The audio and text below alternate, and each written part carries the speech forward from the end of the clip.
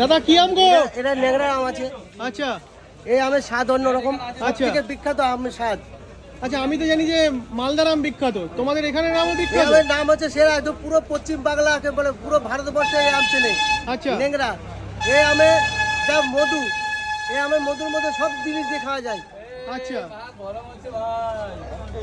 আর এটা কি বললে, কি কি আম খেলে কি হবে? ন্যাংরা আম, ন্যাংরা। কি বললে, বউ পালাবে নাকি? বউ পালানোর আম? এইটা খেলে বউ পালাবে একদম। হ্যাঁ, হেভি মিষ্টি আম, হেভি মিষ্টি। এ খেলে কি হবে? পরের ঘরে চলে যাবে বউ। বউ পালানো আম? হ্যাঁ। সাবাস। অ্যাকচুয়ালি এই আমের নাম কি? এলা এক নাম হচ্ছে ফজলে।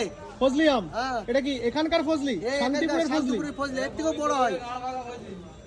আচ্ছা, তো চলুন বন্ধুরা, এক এক করে আমি আপনাদেরকে আম হাটে যে আমগুলো উঠেছে সেগুলো এক এক করে দেখাতে থাকি। দেখুন, মানে আমি এখানে এসে রীতিমতন অবাক। এইখানে কিন্তু মোটামুটি দুপুর 12টা থেকেই আম